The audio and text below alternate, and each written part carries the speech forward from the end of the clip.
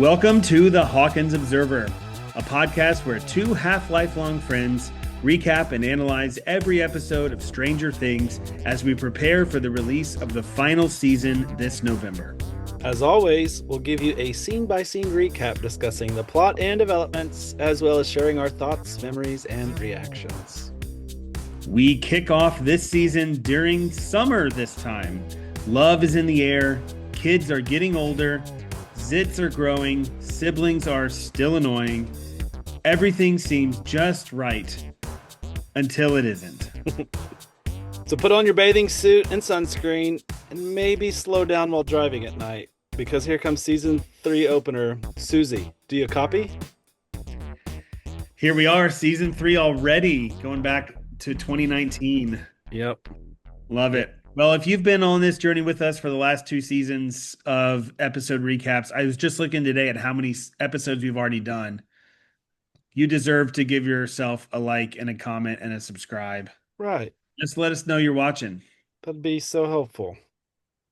All right. Speaking of flip-flop, I'm gonna take lead on this season again. Here we go. We open in a lab, and we see that it's June 28th, 1984, and that's actually 6 months before where we left off just now in season 2. So season 1 started in November of 83, November 6th, and ends Christmas. Season 2 starts on November 6th. No, sorry. Season 2 started on October 28th, 1984, and ends in December that year, because the last episode we just saw was the snowball. So, Yep. But now we're opening 6 months before that in a lab, June 28th, 1984. Men in masks are working on a large object. There's 2 men in lab coats that walk into this observation room, and they pull out keys out of this special locked box. And together they have to insert their keys in 2 different locations. And they look at each other and they turn them on. And there's a bunch of military men watching, like looking on as well. And this giant device down below starts to whir to life, and it just looks like a ray gun, or it's huge. It starts spinning, and you can tell it's generating some sort of electrical current, and then eventually it fires a beam of light or energy at this wall, and the wall starts to turn a familiar color of red, and it starts to split open, and we hear some it sounds like a creature behind this wall kind of squealing, and some familiar black vines start to protrude from the wall. So uh, eventually, everything starts rattling and shaking, and the machine starts to go a little haywire. It's malfunctioning, and it starts to stop, shooting its ray, and the wall starts to seal, and all of a sudden, boom, gun stops working. It just stops. And then it explodes, and it kills all of the masked workers that were standing nearby. It just incinerates them with electricity. So some of the army dudes, the 2 lab coat guys, walk downstairs to inspect the damage. And it's now at the 4-minute point of this episode that they start speaking. And they're speaking in Russian. So they're talking about one of the lab coats says, "You can see we're close. You can see our progress." And before he's able to defend himself further, he's choked and lifted off the ground by the largest Russian you've ever seen. The general, the head military dude, approaches the other scientist and says, "You have 1 year." And we see that the first scientist is dead on the ground. So the 2 military dudes, they walk outside disappointed with the performance of this scientific experiment.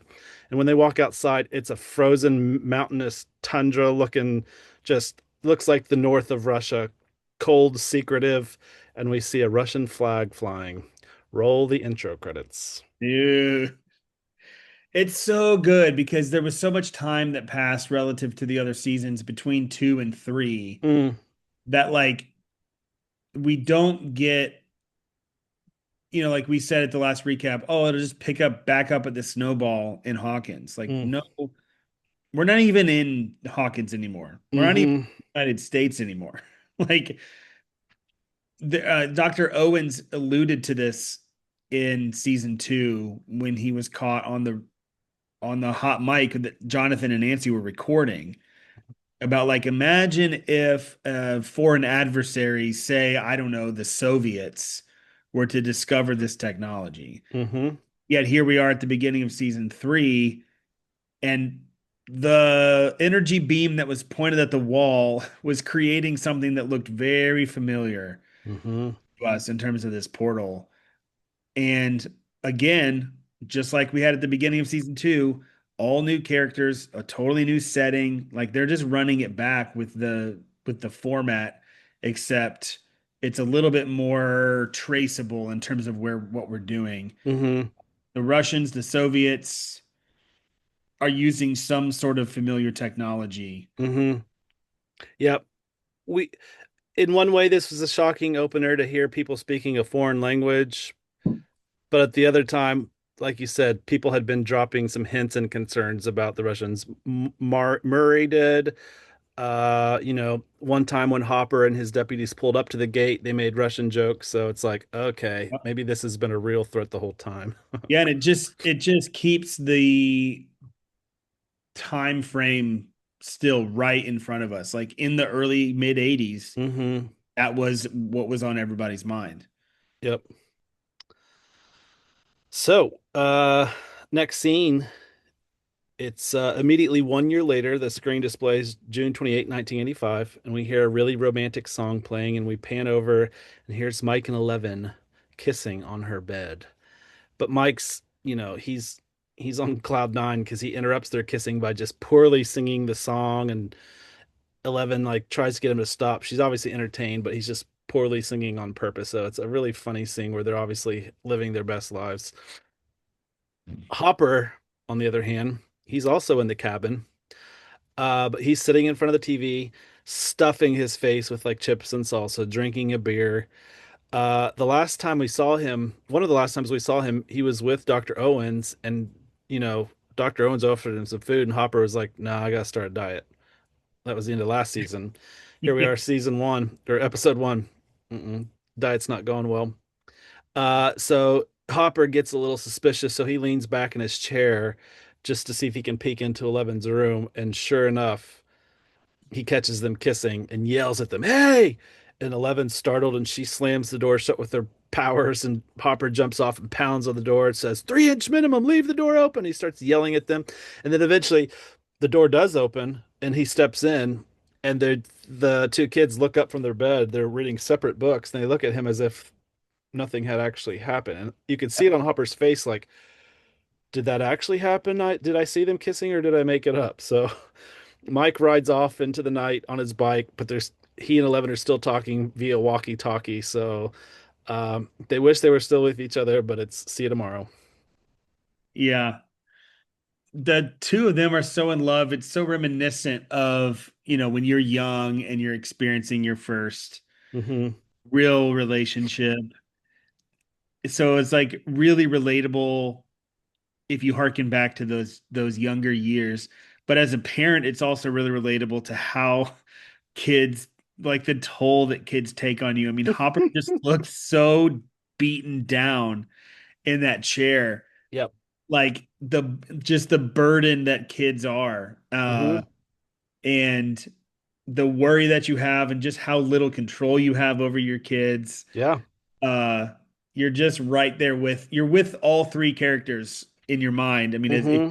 you're especially like you just understand just how lovely new love can be and how just absolutely brutal having kids can be. And this is 6 months into him being her official father, Right. because December of last year, Dr. Owens gave him the birth certificate that the Yep. government made. So And Hop is, what a difference in that 6 months where the last time we saw Hopper and Eleven, they were sharing this super heartfelt moment and just apologizing, admitting all their failures. yeah, geez, Not man. anymore. As soon as you, as soon as you kiss your first person, and your parents are then the enemy from there on out. Uh, Mike rides off into the night, and we cut to the Starcourt Mall. I don't know if we saw a mall in the first season or two. I feel like this was a new scene or new Yeah. setting. So Mike arrives on his bike at the mall, and Lucas, Max, and Will are just waiting for him. They're obviously like impatient because they inform him he's late. They know he's come from seeing Eleven, and Lucas gives him a super hard time about spending too much time with Eleven. Max actually defends Mike in front of Lucas, and like hey, they're in love. They're allowed to spend time with each other. So Max is defending Mike here. Interesting. Um, they head straight to an ice cream shop called Ice Cream Ahoy, where one Steve Harrington is working. So I assume this is Steve's first summer out of high school, and he has like a pretty demeaning job. I mean, I guess that's fine for an 18-year-old, but he's scooping ice cream. So the kids show up and are expectant. I'm thinking, oh, they want free ice cream.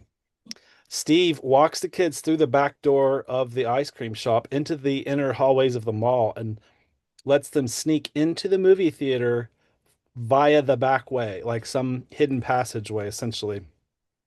The kids sneak into the movie, George Romero's Day of the Dead. They sit down, they get their seats. Will and Mike are divvying out candy. Um, uh, Lucas and Max, they went four seats in a row. So Lucas and Max sit like one row ahead, just to the left. And almost as soon as they sit down, the movie starts, the mall suffers a blackout. And we'd seen Lucas's sister earlier. She was also at the mall with her friends, but Erica sees the blackout and all she can go is, the hell? Once again, she's always funny. Then we zoom out from the mall. The whole town is suffering like a rolling blackout. We just see boo, boo, boo, boo, all this blackout, all the electricity is going away. It zooms out and crosses town even, and we see an old building across town that we'd never seen before.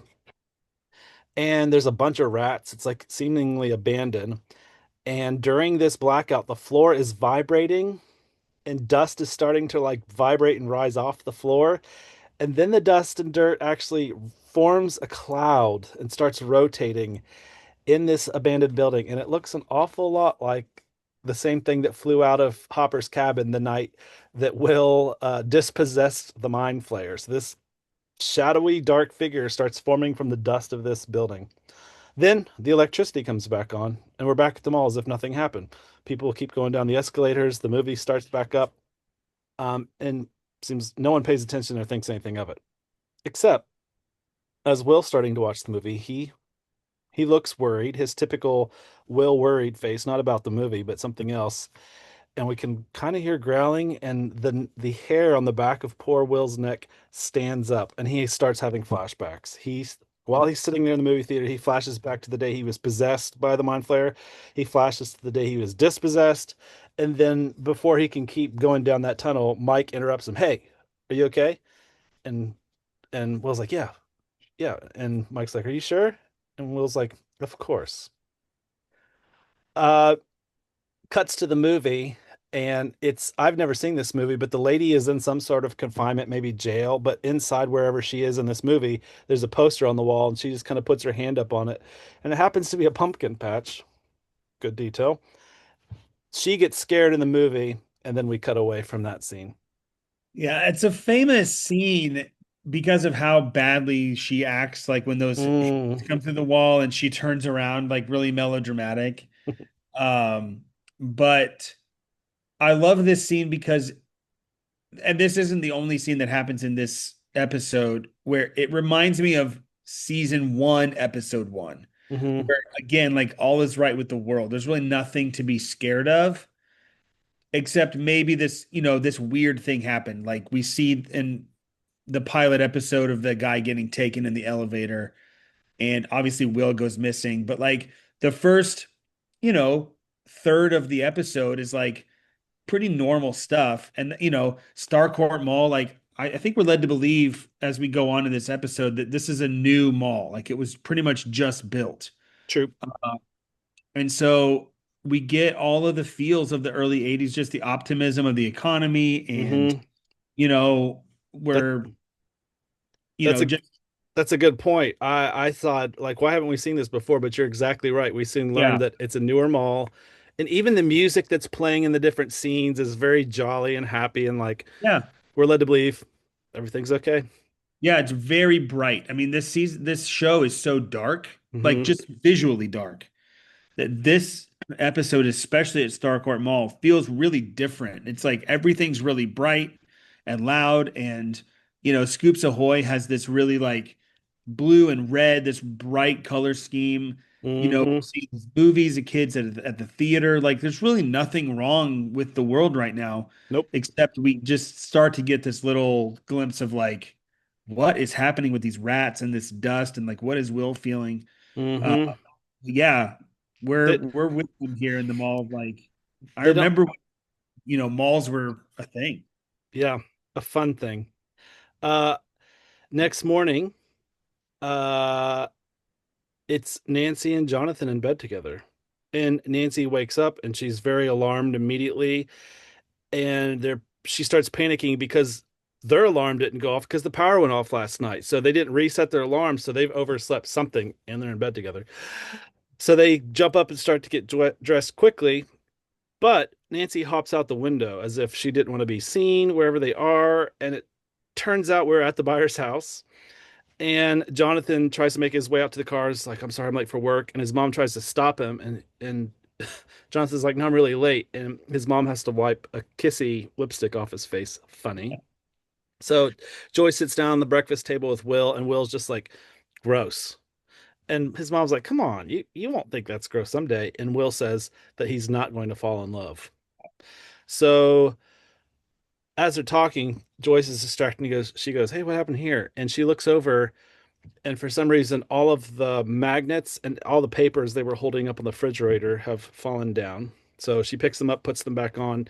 One of which we see was a drawing of Bob Newby, superhero. Yeah, the second thing that happens in the episode that's kind of strange, like what happened to all these magnets? We're not really sure if Hmm. it's supposed to be something ominous or not, but it's certainly strange. But I love in this scene how unaffected Joyce is, that she obviously knows that Nancy and Jonathan were together, even if Hmm. she doesn't know she spent the night. Like, she's not even paying attention. I mean, she obviously knows that Jonathan has this like lipstick mark on his cheek, but isn't worried and concerned about it at all. She actually kind of thinks it's cute. Hmm. She's probably just to have extra people in the house. Like her Yeah. house used to be such a scene of darkness and desolation and ruin, and now here's extra people that want to sleep over. Yeah. Yeah. Nancy, when she was getting ready, looked like she was wearing pretty professional looking attire. Like, she didn't look Hmm.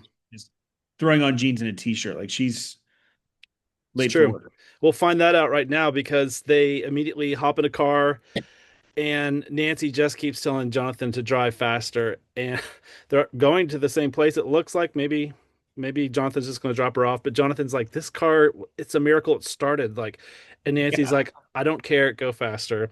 From that car, we cut to Dustin's car. He's with his mom.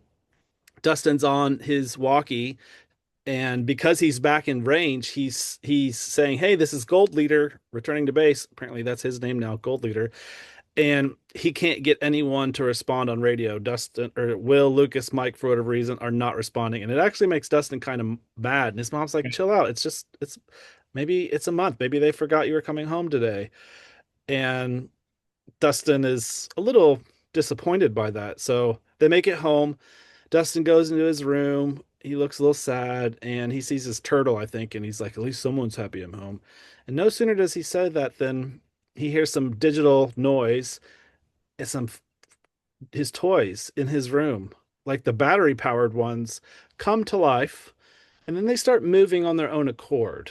Not like someone has a remote, but these individual toys start moving around, and then they parade out of the room together. And he's like, this is just a dream. You're dreaming. But he still grabs a can of hairspray as if that's going to save him as a weapon. The music's playful. We soon see that all of the kids, 11, Max, Dustin, Mike, Will, they're all actually in his house. They're in on it. And we see that 11 is controlling them with their mind because she's got a tiny little nosebleed. Mike goes, now. And the toys stop. And so Dustin leans in to inspect the toys as the kids are sneaking around behind him, and they got a welcome home sign and they blow their horns. Surprise! Dustin is can't be more scared. He turns around and he shoots Lucas in the face with the hairspray. Yeah. That Fair Faucet spray. Strikes again. Yeah.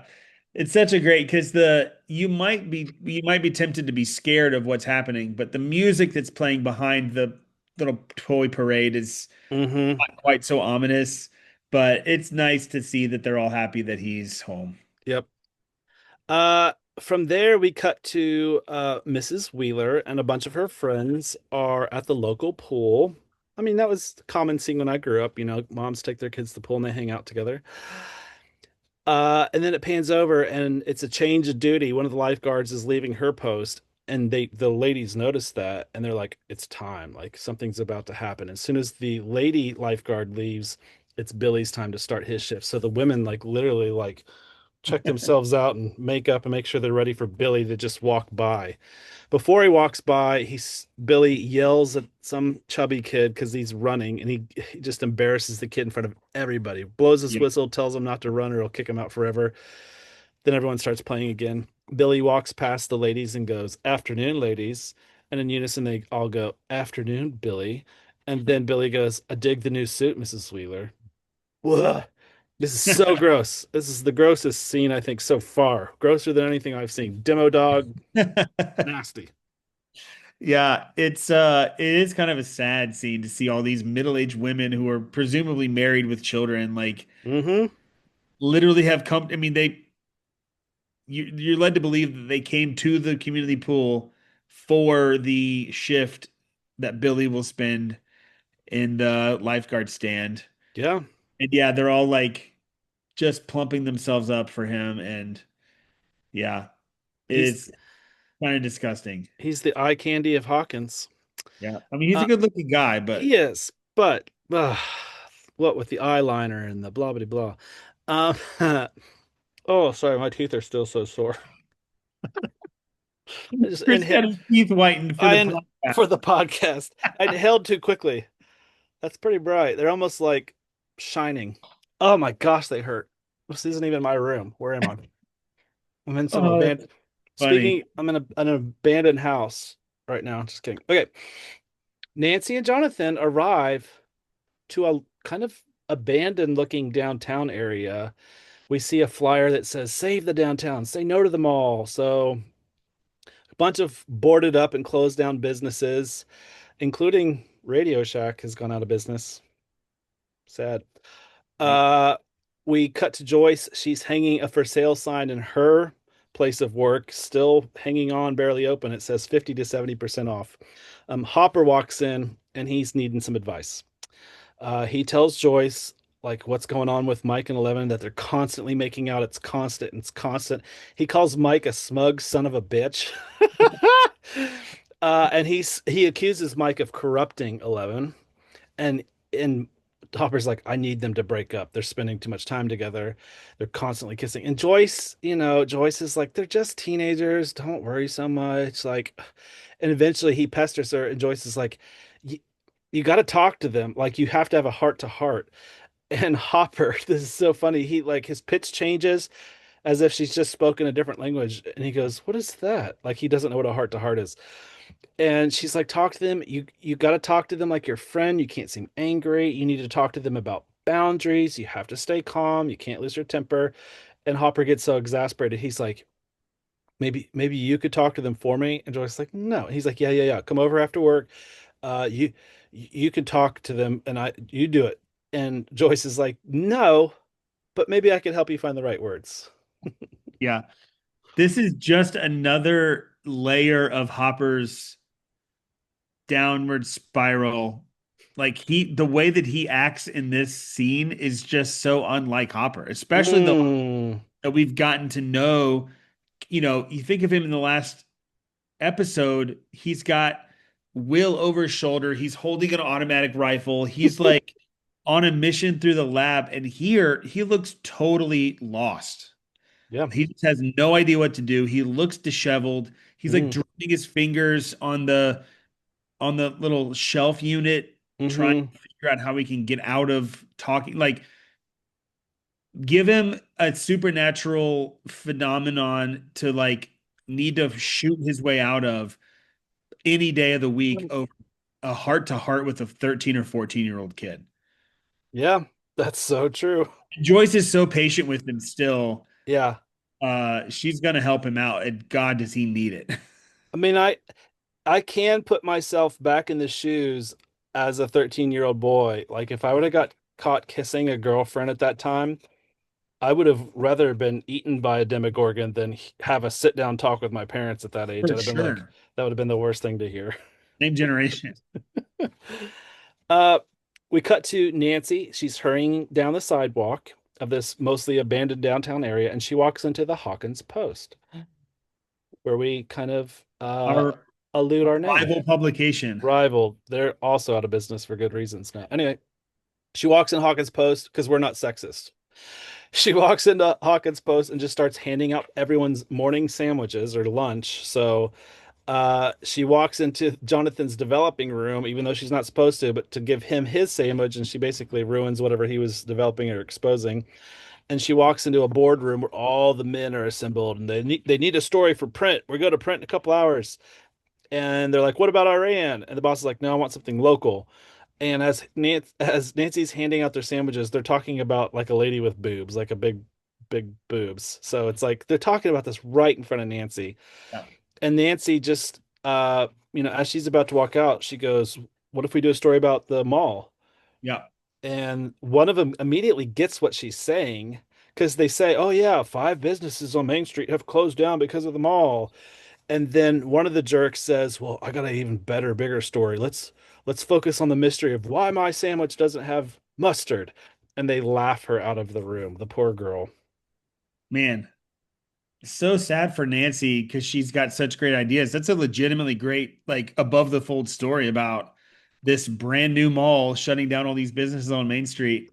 And all of the terrible haircuts in the room just can't see what she has to offer. Like the guy who makes the joke about the mustard on his sandwich has the worst haircut I think Yeah. I've seen in television. I Uh, I think he's a Busey. I think he's related to Gary Busey. I didn't look it up, but I'm I mean, pretty it sure I saw definitely someone's name in the credits was Busey. definitely looks like post-traumatic Gary Busey. But yeah, she's got an idea for a story that's real, but nobody in the room was going to give her the time of day. Frustrating. Uh, all And right. by the way, that also is confirmation because Nancy says something to Jonathan about that when they're racing to work. That she's like, I can't be late. Like they're gonna like you no matter what you do, but Oh they yeah, don't think that I have a brain. So that's she's true. already like aware of this, and then we see it kind of happen in real time. Mm, that's true. Um, there that like she's not crazy to think that way. She really is She's being yeah, she's in a sensitive work environment where yeah, that makes sense. We cut back to Dustin's house, and Lucas has his head over the sink, and he's just washing his eyes out from this hairspray attack from Dustin. And he gets his eyes clear enough to look up, and Max is standing there helping him, and all Lucas can say is that a new zit?" so good. I think he kind of put his foot in his mouth in the mall, or he said something immature, but this is top of the line foot in mouth by Lucas here, and Max essentially just dunks his head back under the Max water. is like, what is What is wrong? wrong with you? If I had a dime for every time I was told that. Um, then we cut to Dustin in his room, and he's showing off some of his camp inventions, some things he made at some this camp apparently he's been at for a month. Will is there, and 11 is just hanging on Mike's arms as on his arms as Dustin's showing off his proud little inventions. The key of which is what he calls Cerebro. Cerebro is this, it's a type of tower, uh, but he says it's the Cadillac of ham radio. So you can talk North Pole to South Pole. It's going to be great. Like, and then he's even like, this thing has such good reception that I could even talk to my girlfriend, Suzie. And they all go, "Girlfriend?" Sweet moment there. Um, Yep. yeah, oh, there we are. And then and then they start to walk out of the room because they're going to go set this thing up, and they walk past the kitchen, and they're like, "Where are you guys going?" And they're like, "We're gonna go talk to Dustin's girlfriend." And then Max and Lucas also repeat that, "Dustin girlfriend?" It's Yeah. really funny. My favorite of all the girlfriend takes is 11. Yes. She just has such a personality now that we've not seen before. And her little surprise, like girlfriend, is Hmm. it's such a great, refreshing moment for her. Hmm. Uh, we cut to back to the ice cream parlor, and Steve is literally and figuratively checking out girls that come into the ice cream parlor. And as they walk up, he's trying to be Steve Harrington and score dates and talk to them and see if he can get some numbers or hang out. And it's kind of apparent for some reason he's lost his mojo. And his coworker pulls out a dry erase board and she's been taking tallies of his successes talking to girls and getting dates and says he's 0 for 6. And then Steve's like, I know what it is. It's this hat. This hat is so dorky. It's blowing my chance of it's hiding my best feature, my hair. And so she's like, why not just tell them the truth? Like your situation, blah, blah, blah. And Steve's like, what, that I couldn't get into tech? So we find out that not only is it the summer, but Steve's also doesn't sound like he's going to be a college person either. And essentially, he's trying too hard to score dates while at this very childish looking job. And it's very cheesy and polka music's playing. So we're not supposed to take it very seriously. Yeah, poor Steve. We thought that he was struggling in school with that scene with him and Nancy. Like she Hmm. was helping him with an essay, and he was like, "I mean, I'm not even going to get into school, so why are we even bothering with this?" And Nancy's like, "No, no, no, you're fine." Hmm. So Steve was right. Like he's not a college kind of guy. Yeah. But not only that, I think it's in this scene at the end after he's 0 for 6 that his coworker is like, "Oh, 12 o'clock, like there's another chance." Hmm. And he turns around and just way overdoes it. Just, "Hello, lady. Let me be your captain on this flavor voyage." Yeah. And just like there are all the girls, in the last scene or last season, Steve is the man. And now girls that are, not even eights or nines are like, "What's wrong with this guy?" Yeah, that's true. So sad. So from the ice cream shop, we cut back to Hopper, still with Joyce at her place of work, and he is reciting to her a letter that they had just co-wrote or that Joyce wrote for him. So he's trying his hardest to remember this, and he's as the words come out of his mouth, they're just none of them sound true or like him. So he's saying things like share our feelings. He's like, this is not going to work. It's not going to work. And Joyce is like, it's going to work. Just try. And then Hopper goes, maybe I'll just kill Mike. I'm the chief of police. I can cover it up. And she's comforting him as best as she can. And she grabs his hand as kind of a little, a little commiseration, grabs his hand, but it lingers. And Hopper says, you want to have dinner tonight? And Joyce says, I have plans. And then right there, the moment's broken because a customer walks in. So Joyce runs away really quickly. But Hopper is not defeated by her turn down. Hopper looks at Joyce in a new way we've ever seen him look at her. This is probably the lowest moment for Hopper. Him having to say out of his own mouth words that he just doesn't believe. Like Mm, build an environment of mutual respect and trust. He's like, none of this sounds like me, but he knows it's like the only way. And then he hmm. kind of shoots his shot with Joyce, and she she doesn't reciprocate. And it's just like, oh, it's so cringy to watch Hopper in this scene. He's just not himself. No, no. From there, we cut to all the kids and they're climbing a hill and they're towing Dustin's radio tower, ham radio stuff for him to get to a higher hill. And Dustin starts saying some facts about Suzie. We find out she's Mormon. So her parents probably aren't going to let her visit or even befriend Dustin because Mormons wouldn't let someone date outside their religion. And Dustin's like, our love is Shakespearean, which is kind of cute for him to say that. But before they get very high up the hill, Mike and Eleven are like, guys, we're going to take off. And they're like, oh, yeah, curfew, we got to go. And so Mike and Eleven kind of giggle and run down the hill away from the group. Max thinks it's romantic. Will thinks it's gross, and Dustin calls it bullshit. And he looks genuinely hurt, like it's my first day back, and they're Yeah. not like they're going off to spend time with themselves, not me. So he looks kind of hurt. At the same time, Will starts to get some tingles. We pan out a little bit from this, the rest of the four of them trying to make their way up the hill, and rats start running through this field that they're, that this hill, bunch of rats run by, and we see that they are entering the building that we saw at the beginning of this scene or beginning episode when the lights all went out. The rats are entering this building.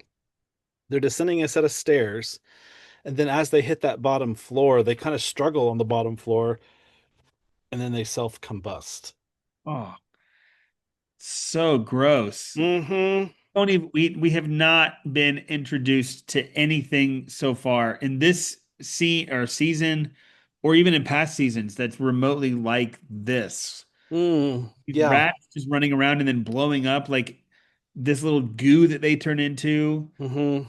Not reminiscent of anything. It's very Mm-mm. confusing that the kind of I mean, really the strange thing, like every season has kind of its strange thing. Mm-hmm. Uh, and this season's strange thing has not been explained at all, even though we've seen, this dust and the rats and everything doesn't connect to even the Russian scene at the beginning. Like none of it makes sense. Nope. No clue why this is happening. That's true. No clue. All right. Next, let's head back to the public pool, the local pool. And I recall as a kid, like the whistle would blow to give the lifeguards a break, but the Yep. adults were allowed to go in the pool then. Yep. So this is what's obviously happening because Mrs. Wheeler has a lane to herself and she's backstroking. And she gets out of Billy's kind of taking notice of her swimming, and as the song Hot Blooded plays, So so good. Billy blows the whistle, all the kids jump back in. Mrs. Hopper, or sorry, Mrs. Wheeler gets out of the pool, and Billy has brought her towel. And then they start like complimenting each other's form, like, you're a good swimmer. No, you're a good swimmer. And then Billy's like, I could give you some private lessons. And Joyce is like, oh, I, I didn't know you, or not Joyce. Mrs. Wheeler's like, I didn't know you get private lessons. He's like, well, for some people I get private lessons. And then he says, you know, there's a pool at a Motel 6 on out by Cornwallis. Uh, should we meet there at 8 for some private swimming lessons? And he says, I'm going to give you the workout of your life. He is so forward with her, and she is like she says I can't. Out of Mm-hmm. like, words that she says are I can't. Mm-hmm. Like every ounce of her nonverbals and her body language is not saying I can't. Mm-hmm. And she's so done up and like it's kind of like the scene from the finale of last season when she's in the robe at the door. Oh yeah. She's just giving herself even a little bit more permission Yep. to, you know, Indulge this fantasy. yes. Oh, So next, we cut back to the kids and they've made it to the top of the hill and they're tired. I mean, it's hot. And so we see Lucas and he's got like a canteen, probably from Nam, and he just yeah, downs the water. Like, I needed that. right in And front of Max. right in front of Max, and she's like, as if to say, "Are you going to share it?" And Lucas knows he's caught, so he spits some of the water back in and offers it to her. Gross. Then they start working to build Dustin's radio tower, and it's actually kind of big and tall, probably 2 or 3 times taller than the kids. And at one point, that they're seen like erecting it like Iwo Jima style, like whatever that Yeah. flag raising was. And Dustin starts. He's immediately optimistic. Hey, Susie, it's Dustin. She doesn't answer. Keeps trying. Keeps trying. And within just a few minutes, the other three look a little impatient. Maybe they're starting to doubt she's real. Yeah, I feel bad for Dustin. He's like, oh, she's probably there. Yeah, They're all just standing like, poor, something's not working. poor guy. So we cut to Joyce arriving home to her house after work, and she said she had plans when we last saw her with Hopper. So she arrives home. Hey guys, I'm home. Guys, hello. No one answers.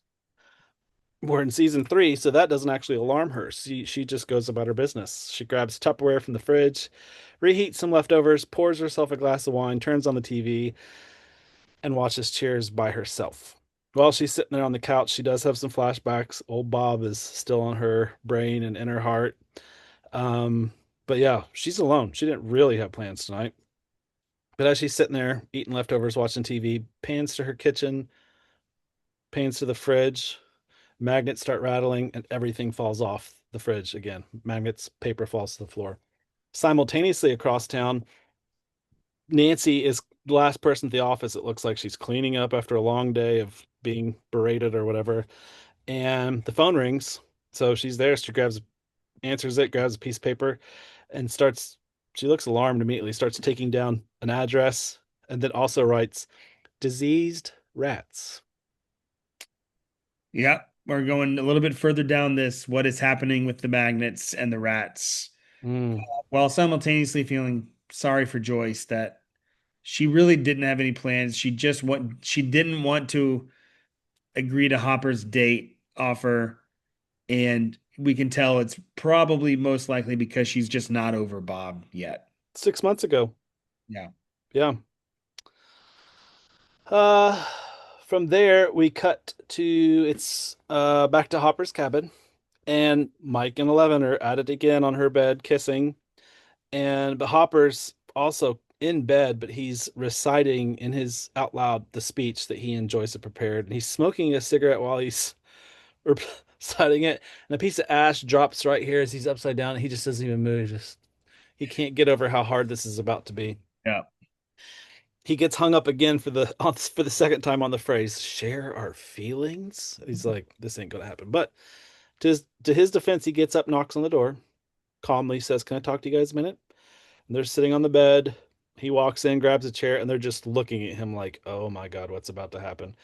And before he starts, he turns off the radio because it's kind of distracting. The look on Eleven's face is like mortified, to use a 17 magazine term. She's just looking at him like, "What are you doing with in front of my boyfriend? Like, this is going to be embarrassing." And Mike just looks annoyed and like immediately disrespectful. Hopper kind of mumbles to start. He has a really bad false start. And Mike interrupts him and goes, "Uh-oh, I think we're in trouble." And they laugh about that. And then Hopper calmly responds, "No, you're not in trouble." Tries to start again, and before he can get anywhere, Mike whispers a secret into Eleven's ear right in front of Hopper, and they start giggling and laughing. And the change on Hopper's face is like he is this is the time he's actually going to kill Mike. Yeah. And he comes up with this immediate lie. And he's like, you got to go home, Mike. Something's wrong with Nana. And so they walk out of the house pretty quickly, like, "Come on, I'll take you home," essentially. And in the driveway, as they're walking to the car, Mike's just, "What's wrong with Nana? Did she die?" And Hopper's like, "No." And Mike's like, "Did she fall again?" And Hopper's like, "No." And they both get into the car and both get into Hopper's truck. And that's when Hopper just lets it all out on Mike and says, "We're going to have a talk and it's going to be about my daughter." And Mike realizes he's lying and calls him a piece of shit. He says, "You're crazy." Hopper's like, "You want to see crazy? You disrespect me again." And he's like, "Here's what's going to happen. I'm going to drive you home and I'm going to speak and you're going to listen. And then maybe I'll allow you to date my daughter.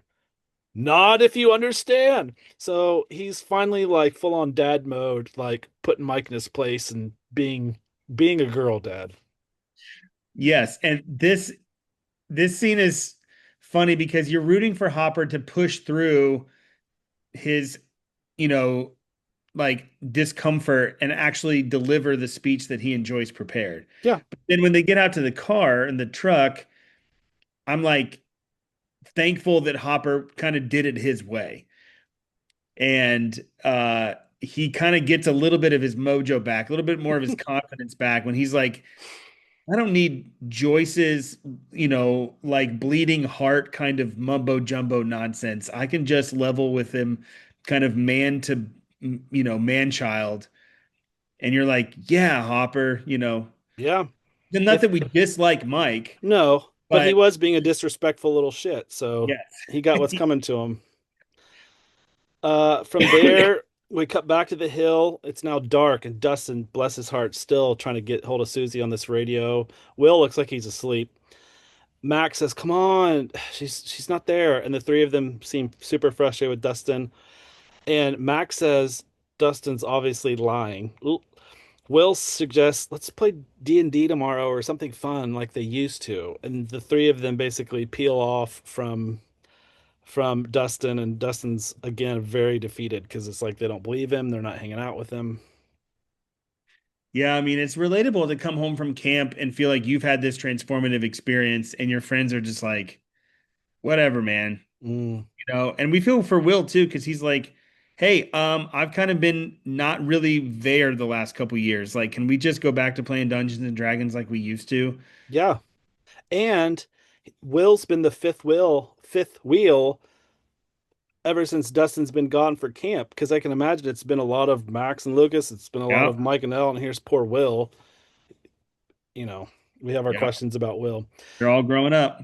As Will walks off, the finally the radio tower receiver comes to life, but it's not Suzie. We hear what sounds like a foreign language, kind of sounds like something Russian coming across Dustin's ham radio. They show us what they cut to a scene. There's a guy sitting at a transmitter speaking Russian into it, and the translation just makes no sense. A cat, a china, yellow, red, blue. He's saying something over and over. It doesn't seem to make sense. Our original scientist from a year ago that actually survived and didn't get murdered by his own military. It's a year later now, so he's walking into presumably the same lab, and another scientist is there looking on down at something, an experiment, and the other scientist looks at him and goes, "Beautiful, isn't it?" We can't see what they're looking at though. We just can tell it's bright. Yeah, so the year is up for our scientist friend Hmm. and uh what's going to happen to him. Yeah, presumably the military commanders are about to come back Yeah, and inspect his progress a year later. and we know what the stakes are, and somehow Dustin's picked up. I mean, he's right. His radio is receiving signal from a very long distance away. Hmm. From there, we cut to a nice dark scene. The summer indoors, and it's Mrs. Wheeler putting on makeup, and there's some very sultry music playing. Might as well be Sade, but I don't know if that's time period correct. Anyway, she's making herself very sexy. And while she's doing this, though, she even looks down at her wedding ring or engagement ring, and you can see a little bit of confliction on her face, but she takes off her ring, leaves it on the counter, walks downstairs. There's Ted snoring, but their daughter is also just asleep on his lap, as cute as she can look. And Mrs. Wheeler looks a little conflicted.